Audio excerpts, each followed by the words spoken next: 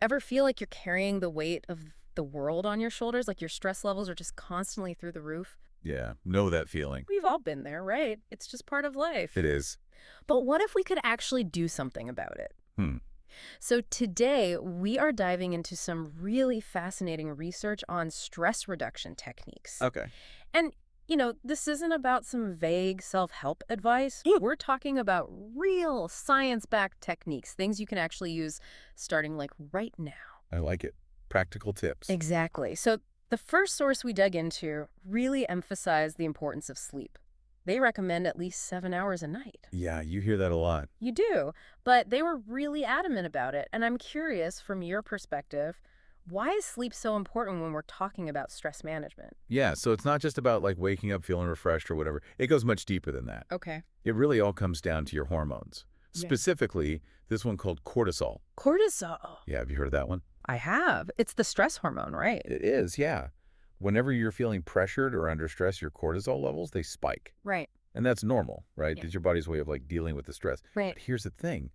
When you don't get enough sleep, your body, it actually produces more of this cortisol, Oh, wow. even when you're not stressed. Really? Yeah, it's like your body is stuck in this constant state of high alert, Oh, no. even when there's nothing to worry about. So you're already starting from a place of stress. Exactly. And it creates this vicious cycle, right? Yeah. Where poor sleep leads to more stress, which just makes it even harder to sleep. That makes a lot of sense, especially when we're talking about that idea of sleep debt.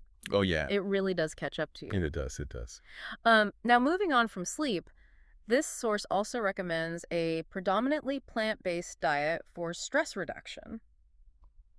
I'm curious, how does what we eat play into all of this? Yeah, that's a really good question. And, I think sometimes we underestimate the power of what we put into our bodies. It's all about giving your body the right kind of fuel to handle stress effectively. Okay. You know how a car, like, it can't run on just any old fuel, right? If you put, like, the wrong gas in your car, it's not going to run right. It's not going to be happy. No, it's not. And it's kind of the same thing with our bodies and brains. Hmm. When we're constantly loading up on processed foods, sugary drinks, all that stuff, it's like we're putting the wrong fuel in our bodies. Yeah. We're not giving it the nutrients it needs to function, Yeah. especially under stress.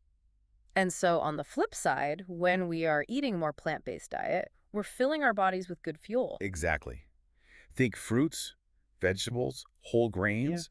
All of that provides this steady supply of essential vitamins and minerals, even antioxidants, that actually help your body deal with the stress. It's like giving your body the tools it needs. Yeah, Yeah. to fight back. And this source also listed exercise, meditation, and social connection as really important stress busters. And I think it's interesting because those seem so different. Yeah. What is the connection? How do those things work together? Yeah, so I see them kind of like they each address a different part of the stress experience. Yeah. Right? Okay. So exercise, that's great, right? Because it releases endorphins. Those feel-good chemicals. Exactly, those feel-good chemicals. And that naturally just boosts your mood. You know what I mean? Mhm. It's like a natural mood booster that also makes you more resilient, so it helps you deal with stress better overall. Then you have meditation, which is different, right? Yeah. Meditation, that helps calm your nervous system, Mm. which is great because when you're stressed, your nervous system is like, go, go, go. Yeah. Right? It's Yeah. like fight or flight. But meditation teaches you to be more chill. Right. It's about emotional regulation. Yeah. And then you've got social connection. And this one is huge because when we feel isolated, like we're going through stuff alone, Yeah. our stress just goes through the roof. It's so true. But when we have strong relationships, people we can lean on, it gives us this incredible support. It reminds us that we're not alone, right? Yeah. We're not the only ones going through tough times. And that makes a world of difference. Yeah. And it's amazing how these like relatively simple activities can have such a huge impact on how we feel. Now, this source also lists some things that are very enjoyable. They mention things like listening to music, having a good conversation, practicing mindfulness, laughter, even drinking tea. Right. How do those things fit into this whole stress reduction picture? Oh, I love that they included that because it really highlights something so important. Stress reduction doesn't have to be this big, complicated thing. It's really about incorporating moments of self-care into your day, finding things you enjoy, and just letting yourself unwind and recharge. They specifically mention laughter, and I actually read some research recently about how even a short burst of laughter, like genuinely laughing, can have these incredible physiological benefits. Really? It lowers blood pressure. It can reduce those stress hormones we were talking about just from laughing. Wow.